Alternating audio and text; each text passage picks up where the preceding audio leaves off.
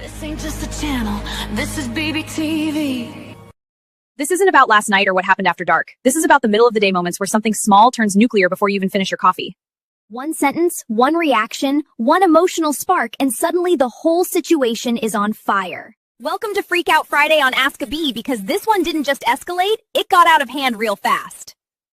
Boss be rising, BBTV's igniting, turn the volume up. Yeah, the whole world's invited, from the gravel road to the neon dream. She built an empire out of broken wings. Boss be rising, sky ain't even the ceiling. When she hits go live, everybody feels it.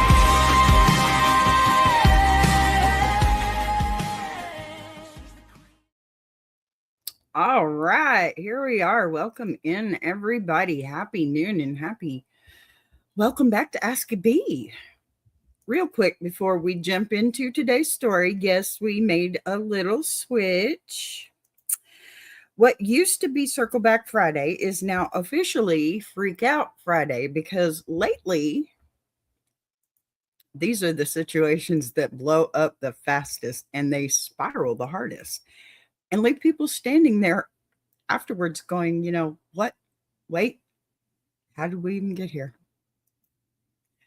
Some Ask a Bee heart. That's what we got.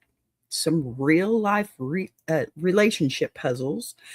Just now, we're focusing on the moments where everything went sideways in public, in group chats, in families, and in relationships. And we slow it all down together, okay?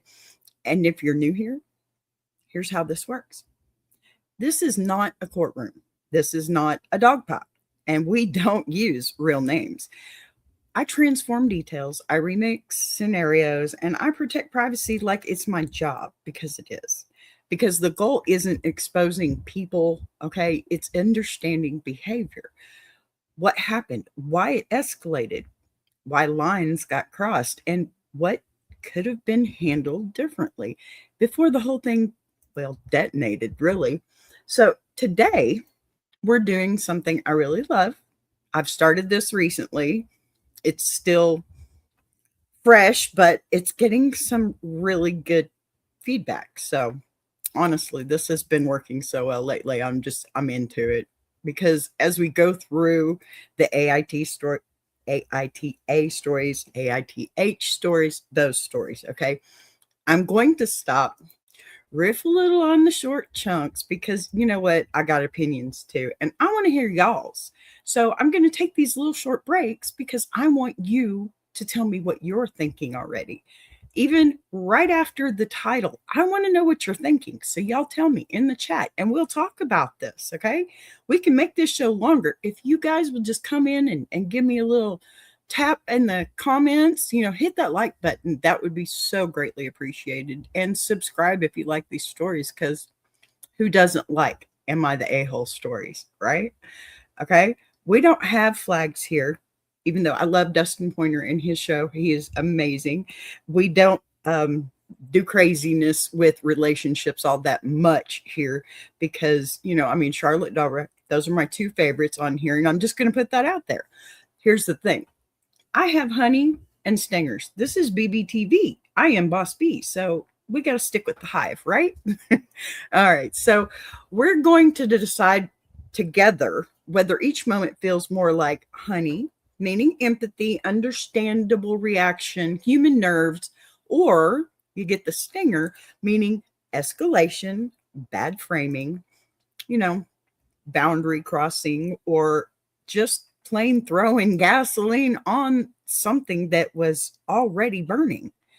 Listen, I want you in the comments while we do it, okay? Tell me what you're seeing. Are you leaning towards honey? Are you leaning towards stinger? And look, I'm going to give you an idea of what that's all about, because here you go with some honey, and we have a couple. We do a few here. We don't, one is better than the other. We know this. There's some stingers going on here. I love my bumblebee. All right.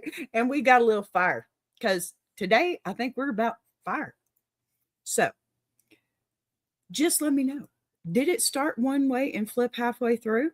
Because the real fun is watching where chat agrees and where we split. And I'll tell you right now, Am I the Eight Hole has been one of the best things I could have tried for this show. And yes, I'm going to be selfish about this. It's fun. Okay. It's fun because not because I'm laughing at what's going on or the people that it's happening to. Okay. Because we are looking at real world issues that we can just dissect and fix ourselves. Okay. Because everybody has issues, right? So maybe sharing these will help. These stories are built for conversation, right? They're built for nuance. They're perfect for Freak Out Friday because almost nobody wakes up planning to implode their friend group, right? And yet, here we are. Honestly, the days when we've been doing this together, when y'all are talking back to me in the comments, popping in with your takes, saying hi, staying through the whole thing. Sure. Okay. Yeah, that's about clicks, likes, views, all that stuff. Of course it is. I'm on YouTube. I'm not going to deny that, but I am going to tell you this. I am having so much fun with this, and I want y'all to come have fun with me because I need more comments. You know, I need y'all to tell me what you're thinking about this. Plain and simple. It's fun, y'all. It's fun to be in the middle of a conversation that takes you in a place where you know you have common ground, right? That's been some of my favorite energy here lately. Okay. Yesterday was such a good day. We had folks hanging out, riding the whole hour with me.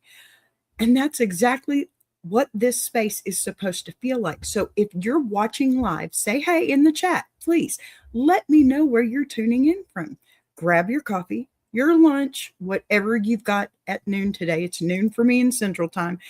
And yes, I'm in Texas. And yes, I'm dealing with weather. If I cut out, it's not the weather probably yet, but that happens tonight. 808 Rivals, hello, how are you? Happy to have you. Thank you for being here. So, okay, y'all get comfortable because this one really escalates fast, okay? Accusations get thrown, group chats explode, people block each other, and suddenly everybody's asking the question we love around here, am I wrong? Or did this situation get out of hand real quick? All right, let's get into this one. I'm so excited for this one because I want to hear what y'all got to say. I'm not playing. I want to hear it. Y'all light up that chat room. All righty. Let's start with our title. Am I the a-hole for freaking out at my friends after they implied my husband was a predator? Ouch. Whoa. Okay, y'all. Let's get into this one. You already know the theme here. Okay, let me get my coffee first. That right there gets honey. All righty. Here we go. I, 27 female, and my husband, 29 male, have been together 10 years and married for 6 of those. He's the love of my life. When we got together, he moved in with me and my family because I lived with my parents at the time in a very expensive city. Okay, sacrifice already, right? When accusations hit at the core of your marriage, your reaction is less about debate and more about survival instinct. That kind of language doesn't land neutrally. It reframes everything in the room. You know it does, whether people mean it to or not. What matters next is whether anyone slowed down to clarify or if everyone doubled down once emotion spiked. All righty, here we go. Okay, now then, I have 3 younger siblings, 16 female, 14 male, and 12 female. For all their 14th birthdays, I've always said I would take them on a trip. We took my sister on a trip for her 14th birthday, and now at the end of this month, we are taking my little brother. Aren't you awesome? Do you need another sister? Sorry. My husband and my brother get along better than anyone. That's beautiful. Neither of them have a brother. Okay. My husband has a sister, and my brother is the only boy out of 6 of us. Woo! I got one of those. a brother out of 6, that is. So they gravitate towards each other, and it's incredibly sweet to see. It's like they were meant to be brothers. Okay, the dynamic reads as chosen family energy, mutual recognition, not secrecy, right? When adults show up consistently and openly around kids, that usually signals safety, not something hidden. What complicates things is how easily outsiders can project suspicion onto affection when they don't understand the history. So here we go. We're going to give some honey already because, that's healthy bonding, visible closeness, long-term consistency, y'all. Come on. It's amazing, right? Okay, honey for that one. All righty. Last night, I was hanging out with a few of my friends and I was talking about how we are planning on taking my brother on a trip. And I joked about how I would be the third wheel the entire time because they get along so well. Few of my friends laughed, but one of them gave me a weird look. Ruh-roh. She said that sounded really weird and inappropriate if my husband is giving my younger brother more attention than me. What? I said, no, it wasn't like that at all. They just get along well, and it was a joke. Okay. I got nothing wrong with that. That friend didn't just clock the joke. She immediately reframed it in a what manner? Oh my, a competitive manner too, which is the sharp pivot. Okay. It starts from here. Let me just put that out there. It starts from here. When someone jumps there that fast, it changes the temperature of the whole conversation. What matters is whether she was fishing for clarification or planting a narrative. So, little friend, you get a stinger, honey. You get a stinger. A little fire. You get a stinger. Wow. Okay. I already don't like this ish. Okay. Whew, okay. Let me get back over here. So said friend then said it was inappropriate that my almost 30-year-old husband is so close with my brother, who is a minor, and said she wouldn't be surprised if it was like a grooming situation and I'm blind to it. Oh, this is why I did this. Okay. I'm just going to say this. This is why I did this. That's my what the fork move. Okay. That crosses from discomfort into a loaded accusation, especially when it's framed as something you're supposedly ignoring. Okay. Dropping a word like that rewrites the whole relationship in one stroke and forces you into defense mode. Oh, more stingers here for you, lady. The key question now is whether anyone paused to gather facts or whether she doubled down once the room tightened. Oh, that's like nuclear language. Okay. Reputation threat, forced escalation, big stinger, big stinger, big stinger. Okay. I freaked the fork out. Yes, I covered that with the subscribe now. So I remember to tell you, subscribe now. I freaked the fork out, not gonna lie. I yelled at, yes, I liked saying it a second time. I yelled at her, how dare she imply anything like that about my husband, who she has met and gets along with. And she's the pervert if she thinks my husband, who was the only boy bonding with my younger brother, who is the only boy, is inappropriate. I left then and went home. And since then, the group chat has been blowing up with people taking sides, either agreeing that it is kind of weird and others saying she was way out of line and needs to get over herself. Well, that's for sure. Okay, once a word like that, just that one word, is dropped, most people stop debating and start protecting. So the volume spike isn't surprising, is it? At the same time, calling someone pervert back turns turns the spotlight from the accusation to the explosion. Big time explosion, right? We're talking nuclear. So group chats love escalation, okay? Because nobody has to de-escalate in real time. More stingers, counterattack, spiral, public pile-on, conflict spread. Oh, my goodness. So I haven't told my husband because I don't want him to feel weird, but I'm starting to feel bad about how I handled it and thinking I overreacted and should have just left. Am I the a-hole?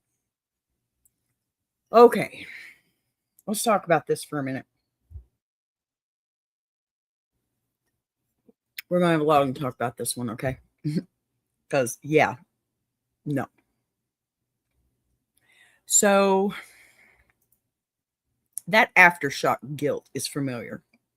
Once the adrenaline burns off, your brain stops replaying the accusations and starts replaying your own tone, your volume, your exit. That doesn't mean your instinct to defend was wrong. It means you're wired for reflection after conflict, not just combat. Look, there's a psychological gap between protecting someone you love and wishing the moment had unfolded with more control. And most people live right in that space afterwards, wondering whether they should have shut things down without torching the whole room. What complicates it's the silence with your husband. I can't agree with what you did. You got to tell him. Okay, you got to tell him. Hello, Y2K Golden. Good to have you. Thank you for being here. So holding that back, it can feel protective, but it can also start turning into a secret you're carrying alone. And secrets have weight, right? You're not just asking whether you overreacted. You're asking whether your reaction created new damage. You now have to manage, and socially and emotionally. That's a very different question than whether the accusation itself was outrageous. And that tension between loyalty, reputation, friendships, and your own composure is where Freak Out Friday really lives. So before we can talk verdicts, there's a pause here that matters. What do repair boundaries or distance look like after something detonates like this? Because, at that moment, right after the explosion, the part where everyone starts texting and talking sides and you're sitting alone wondering if you should have just walked out quietly. Yeah, that's usually where the real consequences start stacking. Let's hold right there for a beat, okay? Because I'm already having issues with dogs and stuff, but because this is the point in the story where people decide what kind of fallout they're willing to live with before we move into the next part. I just want to say this is honey to me. Post-conflict reflection, loyalty, tension, repair, instinct. That's honey, because I think she recognized everything that she needed to. And in that moment, right? I mean, I don't agree with her not telling her husband. Okay. I just don't agree with that. You need to tell him right now. It's important. It's about him. And it is a very bad accusation, right? So talk to him. You got to tell him about this, right? You got to tell him. You just got to. I'm sorry. Forgive me. But you got to. There's no question about this, because think about this. It's going to devastate him either way. If you tell him and work through it with him, knowing full well that he's not who they're trying to say he is, that not only shows strength in your relationship, but it also shows strength in your ability to handle the good and the bad, because that's what you got married with, right? For better or for worse. Okay. I'm not saying he's that. It sounds to me like your husband, and you know what? I completely agree. After 10 years, you would know your husband. So You know, I agree with your argument. I'm not sure if I agree with everything that you've said or how you've handled it. I think maybe I probably would have handled it differently, because I'll tell you this right now, I'd have jumped for her. Don't you dare say something like that in public about anybody I love, because that ain't right. I'm, what is it? Fafa? Fork around, find out? Yeah, I have a temper when it comes to things I love, and I'm okay with that. So, not saying I'd hurt anybody, because that's not what we do here. We don't talk about hurting people. What we do here, though, is talk about these situations. So when if this ever comes up in our own lives, all we have to do is say, okay, I know somebody that handled it like this. Maybe I should think about that. That's all we're here to do. I'm not trying to make everything perfect for anybody. Now, listen, that's not the end of the story, but I am going to take a quick break for the dogs, for myself, and for this amazing song. So y'all don't miss this, okay? I'll be right back.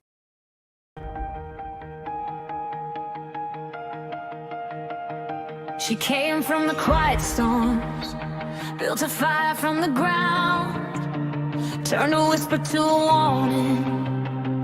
Now her voice shakes the town. Every setback was a lesson, every doubt became a key, unlocking something bigger. That's the rise of Boss B. When the lights go low, her vision hits high. She built a whole damn network off a promise and a try. Every sunrise, every moment, she's stacking legacy. This ain't just a channel, this is BBTV.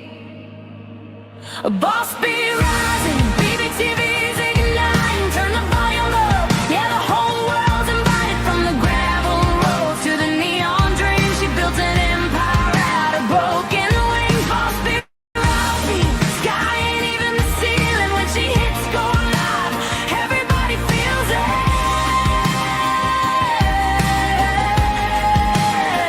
She's the queen of the comeback, the storm in the stream, crafting stories out of heartbeats, making visions out of dreams.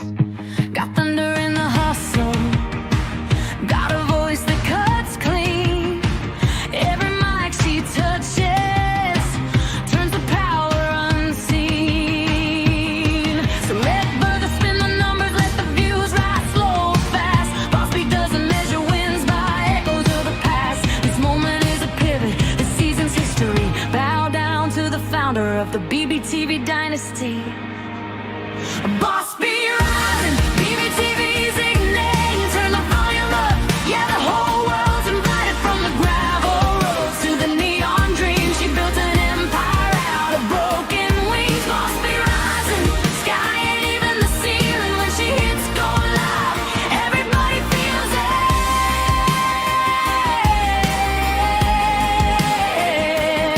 She's got fire in the head, it's got truth in the frame, got a heart that won't retire and a gift you can't name. Every loop, every letter, every dream she sets free, it's a love note to the world sign. Boss B. And the world keeps watching as the numbers climb, but she's counting all the moments, not the dollar signs. From the late night grind to the daylight scene, she's building something bigger than the algorithm's dream. Boss B rising, BBTV shining. Her story's rewriting, a legacy in real time. Boss B rising, BBTV's igniting. Turn the volume up, yeah, the whole world's invited. From the gravel roads to the neon dreams, she built an empire out of broken wings. Boss B rising, sky ain't even the ceiling. When she hits go live, everybody feels it.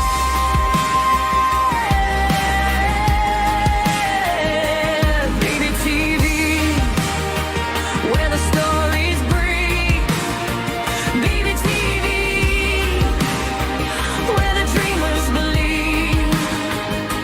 Boss B rising, watch her take her place.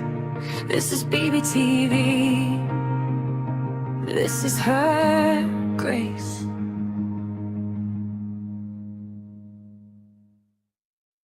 Join Boss B for Ask a Bee Monday through Friday, 12 noon Central Standard Time and Jukebox Journey every Saturday, 8 p.m. Central Standard Time.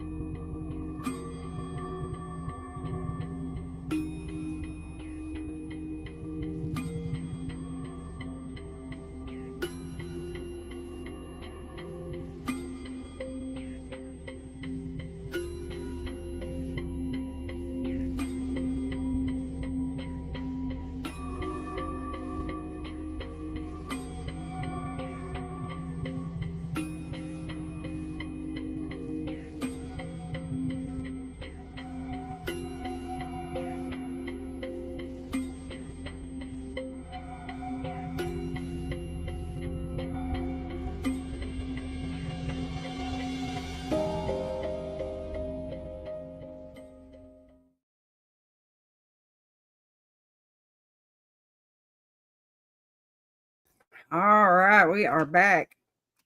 Sorry, that probably is the internet. Okay, so we do have more to the story. Like I said, there's a little bit here that we got kind of a couple of updates first, but this story was kind of short, even though it was quite detailed. But yeah, there's a little bit of updates, and then I pulled out some comments that I thought were absolutely perfect for commenting. These people made me proud to know that there are humans out there, okay? So, all right, we're going to start here. This was some points that she edited into that she wanted to make. I mean, can you blame her? Probably not. So, let's see here. Oh, where am I at now? Sorry.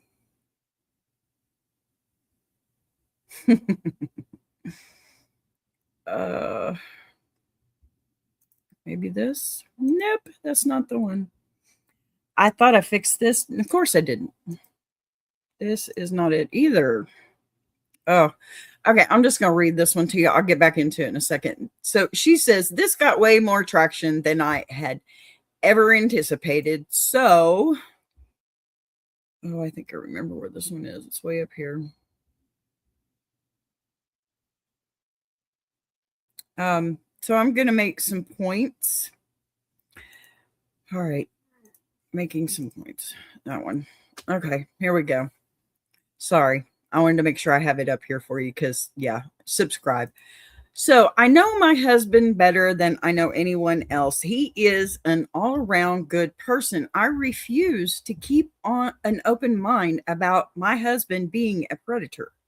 The father of my children, okay? He has never given me any reason to even think about raising an eyebrow at any interaction he has ever had with any minor. Some people are just evil short starters. Sorry, I missed that one. Who thrive off drama no matter the avenue. Shut the fork up. I see I didn't miss that one. Subscribe. Shut the fork up. Every time you hear me say fork, subscribe. About grooming statistics. I know, I get it. I've been there. Shut up. Okay. There are a lot of other comments that were there, and these were from her as well. I just want to preface this one a little bit. Hello, Rocket. Thank you for being here. Okay, so this is her drawing, I think, a hard perimeter around her. Okay. And around her marriage.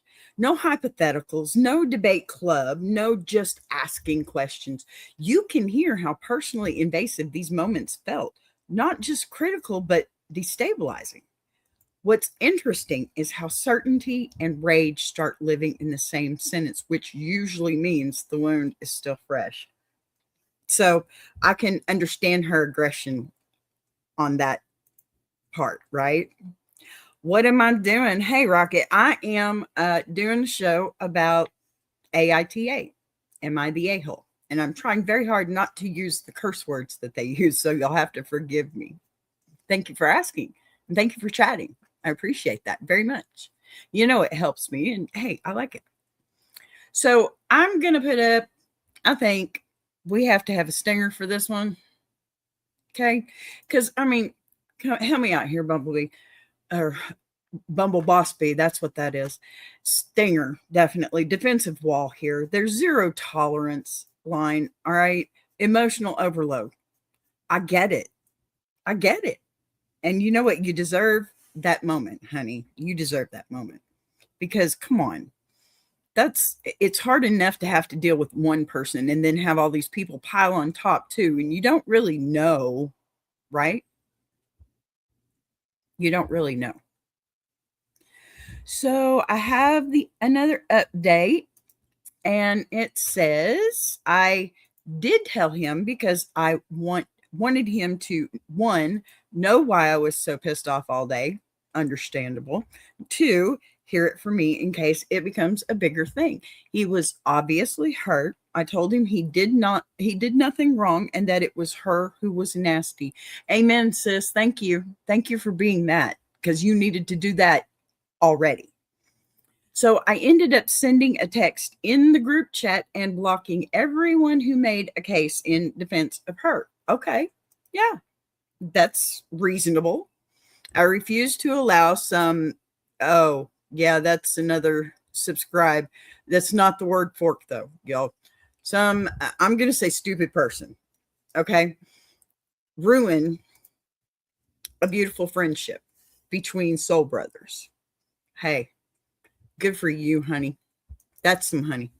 That's some honey. Telling him shifts this from private blow up into a shared front, which changes the stakes for everyone involved. Okay. Blocking people is a fast way to regain control when you feel attacked, but it also locks the story in before anyone can cool off. There's a line between protecting your family and burning every bridge around the accusation. So, I mean, you get a stinger for not telling him, but I'll give you some honey too for finally doing that. Circle the wagons move, scorched earth boundaries, escalation, lock in. It didn't help matters not telling him. All right. It just didn't help. Okay. So now we're going to move into the comments because honestly, I like this one.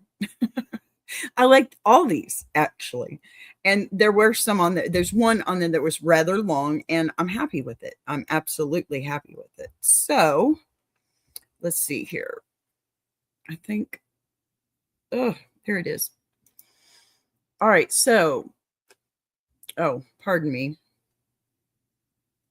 Okay. Not the a-hole. My mom always said, my dad married her for her brothers. She had 5 younger siblings, and dad treated them all like siblings, fishing, hunting, and etc. Okay, here we go. Okay. That comment is trying to normalize the dynamic by pointing to another family where closeness with siblings wasn't suspicious at all. It reframes affection as ordinary, not exceptional. What's subtle is how examples like this can calm panic. It would for me, or even harden someone who already feels attacked. So for this comment, we get some honey. Y'all, we get some honey for this one. Thank you for sending that in. I know you probably won't ever see this, but you get some honey because that was normalization, right? Reassurance attempt, counterweight story. It was a light in a frame of darkness. Let's put it that way. Okay. A light in a frame of darkness, plain and simple. And that's a good thing to be. It's a good thing to have. So, all right. Darn it. I don't know why I'm having a hard time with these now. I fixed them. I swear I fixed them. I think it's this one. Let me see here. All right. So my partner's brother and I adopted each other as brothers.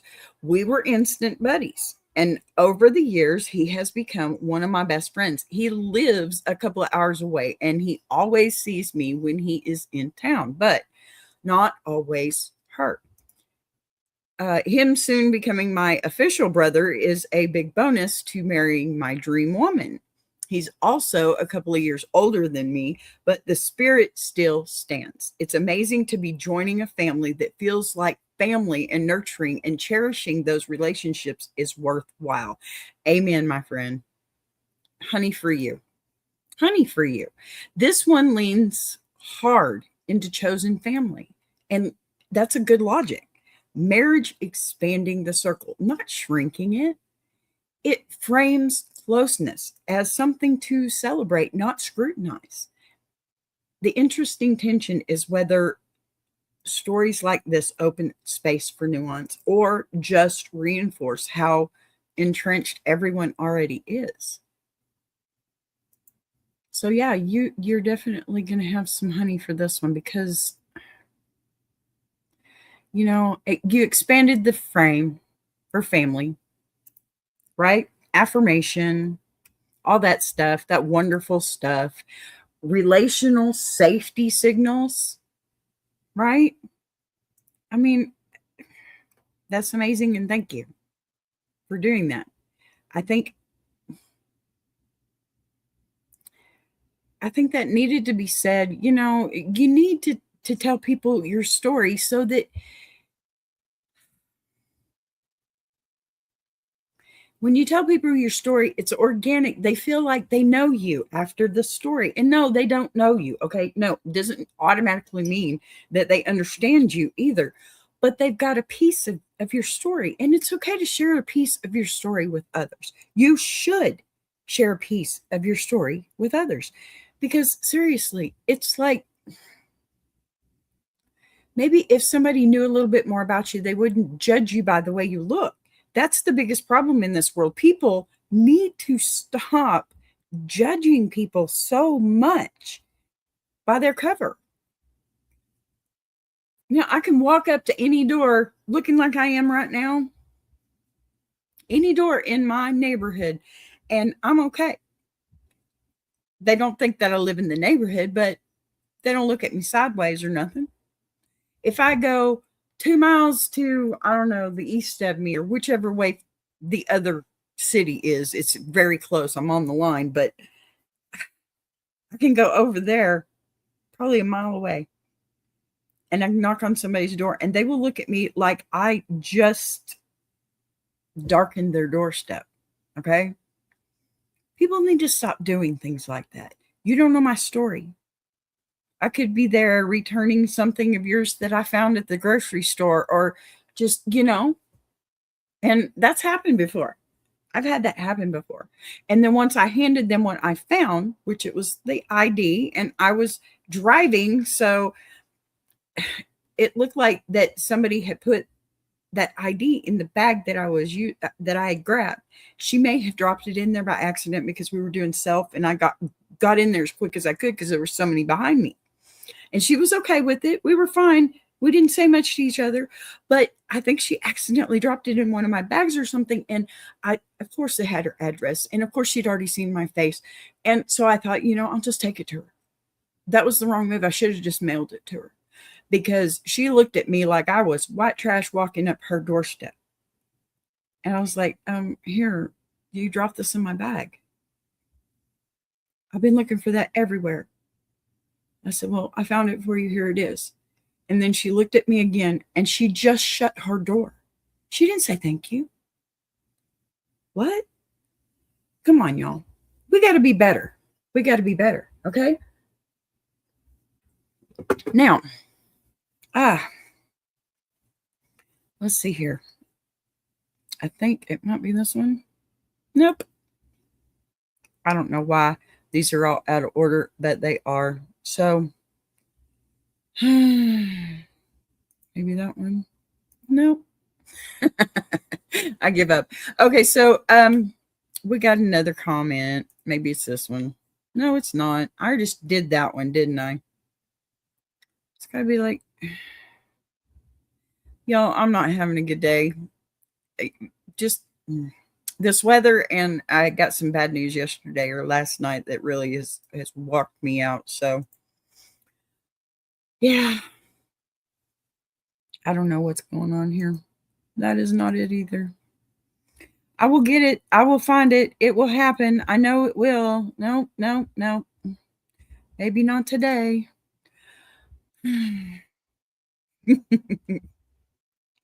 Y'all, you know what? I give up. I give up. Nope, that's not the one either. All right, I'm just going to read it. Have a much younger brother. He and my husband are tight. My husband is 25 years older, but they have a shared love of music and board games. My brother had his first child 2 years ago, and have almost 17-year-old. So there has been a lot of dad bonding lately. My teenage son is also in love with his baby cousin, who is a little girl. I think I just remembered which one that was. Sorry. Nope, that's not it either.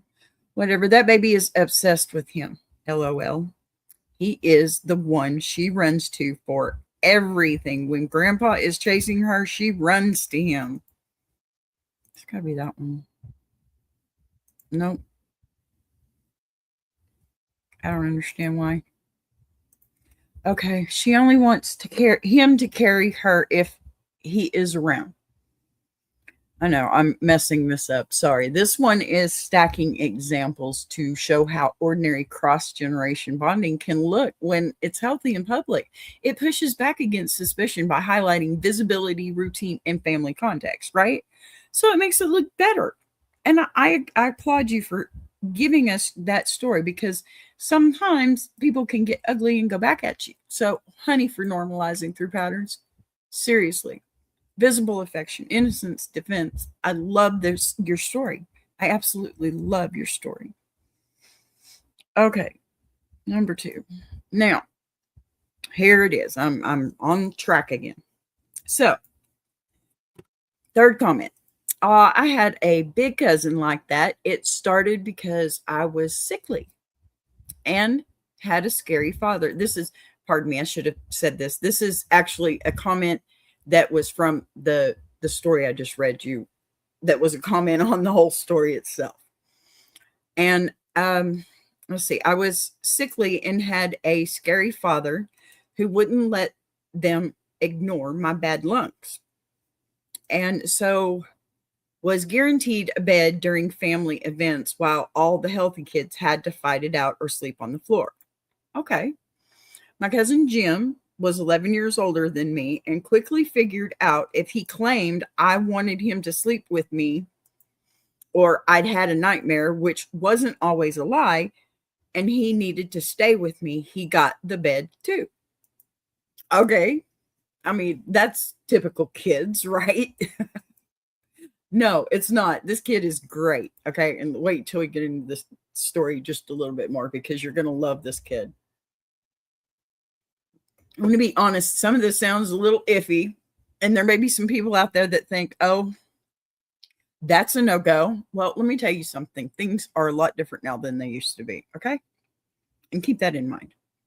So this one to me introduces tenderness and caretaking without fear attached. Sorry, not sorry. It reminds people that closeness can come from protection, illness, or simple logistics, not hidden motives. The risk is that soft stories can feel persuasive emotionally, even when the original conflict was changed or charged and ugly, right? Honey, caregiving bond here, innocent framing, emotional counterweight. This one's perfect. I think that's awesome. So, all right, we're still moving through this one. It's a long one. There's sections here. Add to that the fact that he was a bit baby crazy, and my mom was the first aunt or uncle who let him spend time with her baby, because boys don't like babies, don't you know? I like the energy in this one. And we were inseparable. He changed my diapers when my mom was recovering from birth. He stayed with mom and dad for the first few years or few weeks of my life since I was born during his summer break. He learned how to dress me properly for the weather. My second word was Emmy, my best attempt at his name. And he would hold me in his lap and read to me whatever young adult novel he was reading, because my dad told him babies like being read to, but didn't specify what exactly a baby should be read. Times are different, y'all. Don't judge. Apparently, I liked the Hardy Boys. See, times are different, y'all. Hardy Boys was not that bad. Okay. So this keeps the layering normal, right? Visible caretaking until it feels almost mundane. This kid learned how to be a good dad. That's what happened. That's all that happened. Diapers, reading, summer visits, everyone watching. It's pushing against the idea that affection automatically equals danger by showing how embedded the behavior was in family life. What it doesn't resolve is whether public warmth always protects people from private misreadings later on, though. That's why I say times were different, y'all. Okay. Honey. He gets honey. I don't care. He gets honey. Long-term caretaking, family oversight, innocence narrative here. Okay. This guy is so cool. I like this. And you know what? I had a cousin like that kind of too. My mother and father divorced when I was 4 years old. My mother and I lived with my grandmother most of my life, if I wasn't living with my grandmother myself. But I had a cousin, Larry, and he's moved in a very different direction, and I still love him deeply. It's just not a direction I can follow, and I know he understands that. I miss him. It's a hard dynamic because I call him brother cuz. That's what it was. He took care of me when I was younger. When I was in school, you know, if anybody bothered me, he was there to protect me. If somebody came up to me in school and was even the least bit aggressive, he was there to protect me. We went to school together. We did everything together. I mean, we even beat each other's butts, you know? We had fights like that. We were more brother and sister than, unfortunately, him and his sister were. And unfortunately, she's gone now too. So it's dynamics, y'all. You can find common grounds. I have a cousin that was like that. There's some things that he probably shouldn't have made me a part of, but you know what? We were young and he didn't know that. He was just trying to do the best for me that he could because my mother and father were divorced. And when they first got divorced, we went and lived with my uncle and them. Okay. They helped us out of that mess. So that bonded us even closer. I was only 4 years old. It's amazing what family can do and how dynamics change so much. Nobody would have ever said anything about him and me. He said, one time he said something about, somebody mentioned kissing cousins. Okay. First off, that everybody, you say that and people get the wrong idea. Okay. That's not what that is. Okay. Give me a break. What we were was so close that we were brother and sister instead of cousins. Okay, that's how much we were around each other. We grew up that way. You got to think about the dynamics that have changed between then and now. Plain and simple. Plain and simple. So, okay. Here we go. When I was annoying toddler, he always made time for me. Even if it was just playing a video game and reading my favorite flavor text. Okay. He got a novel or something based on Mortal Kombat and educated me on every fighter and told me the red stuff that came out of them was raspberry jelly. And if I kept eating PB&J sandwiches, I'd start bleeding blackberry jelly. No, I didn't find this scary. He never let me be scared. He even showed me my first horror movies. And when I got scared, soothed me with Jason wouldn't hurt you. He only kills bad teenagers who don't pay attention to the campers. There you go. I mean, yeah, okay. I'm a little biased on that one. I would never have set down a kid, but I knew better. He didn't. So let's not judge. So you're little, so he's probably helping you make a lanyard or something, right? No. Now it's almost overcorrecting with warmth and humor, tiny rituals, okay? Inside jokes, caretaking wrapped in play. The tone is doing a lot of work here, trying to drown out suspicion with detail. What's interesting is how storytelling itself becomes a shield once people feel a whole category of relationships is being questioned, you know? So I'm Gail can disagree with me if you want to, but I'm going to say honey for affectionate anecdotes and protective framing, narrative buffering, okay? Because that was awkward, but still what this person probably needed to hear, okay? Because the dynamic, okay? I can't get over this. I just can't get over this. Things have changed so much from the time that this person wrote, or this person was a child in this comment to now, because these things people would frown upon, but they're still not seeing the real picture. That's the problem. And now everything about this, back then they probably would have prosecuted the cousin. Y'all got to ease up because it's not all that. It's just not. So, okay, let's go back. We have just a couple more. I think this one. I was his favorite human, and he was mine. That's beautiful. I like that. There's more, honey. We're grown now. He's a foster dad. Oh, I remember now. Okay, you're going to love this. Y'all are going to love this. He's a foster dad who is the go-to guy when his local child services has an addict baby. I'm going to cry. He says it's my fault because I was a colicky baby and I desensitized him to baby screams, so he stays cool and calm while the poor little guys detox. Wow. He's an amazing dad. 3 of his foster babies are now legally one of us. One of us. Ah, tell me that didn't just make you feel good. Seriously.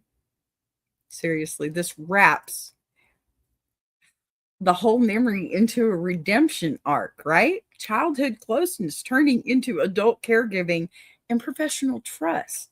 It's meant to land as proof that early tenderness can grow into healthy, protective adulthood. The emotional weight of that outcome makes it powerful and harder for critics to argue against in the moment. Okay. Honey, baby. Honey, honey, honey for you. Lots of honey for you. You get lots of honey. You get honey. You get honey. There is a little bit more, just a tad. All right. I might be biased, but I think there's something special about a surly teenager and the baby that idolizes them. Yeah. I've been the baby and I've been the surly teenager. Both are super fun. There you go. That last line zooms out into archetype, right? Turning a personal story into a familiar family trope. It softens the debate by making the bond feel universal instead of suspect. Guys, look before you leap. What this quietly does is moves the conversation from fear back towards, I don't know, ordinary human patterns, right? Honey. It's beautiful to me, and I can't frame it any other way. I think that was amazing, and thank you for writing in and telling this person that even though you might have overreacted a little bit, or maybe you should have told him sooner. Here's the thing. Don't react. That's what I say all the time. You need to give yourself some grace. Don't react. It's only going to make it worse. If you feel like you're about to explode, you need to walk away. You don't need to make a scene. It's not going to help your case. It's not going to help your emotional state. And honestly, this letter would have been a lot shorter had you just walked away. All right, let's bring this one home, because you know what? Freak Out Friday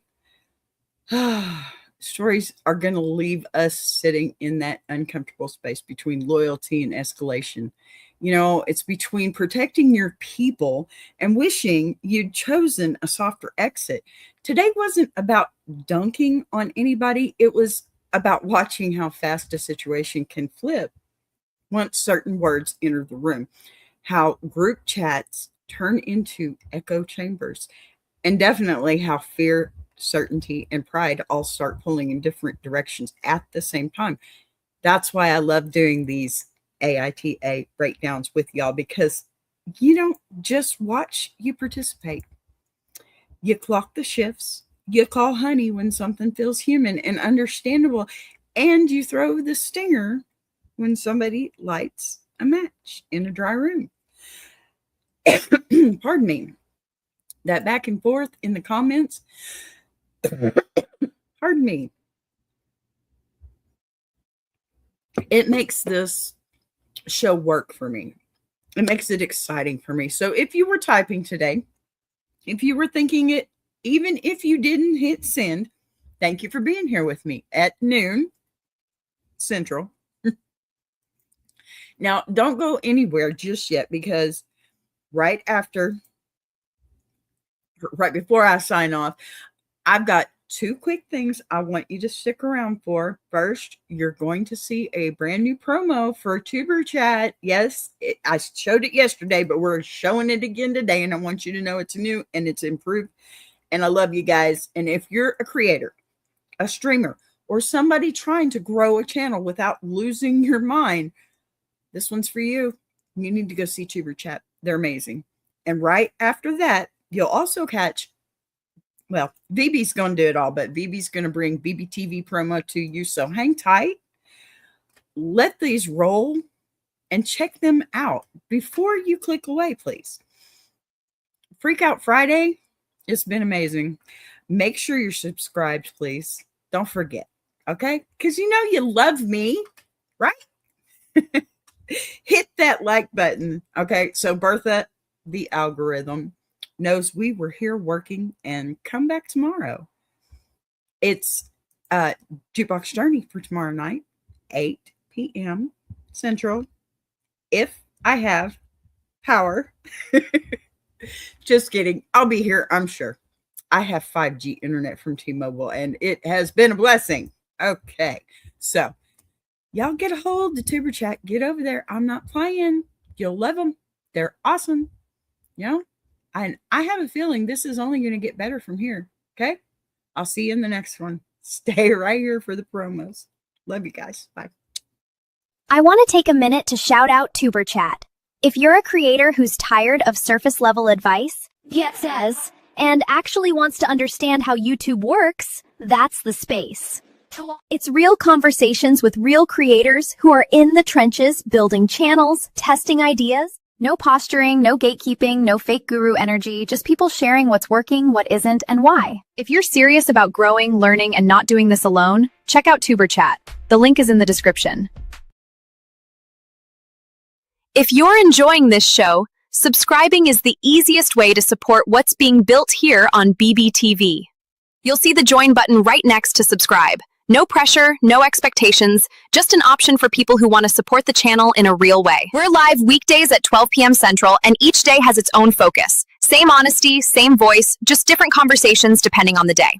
And if you've got a story you want to share, send it in. Anonymous is always fine. Boss be rising.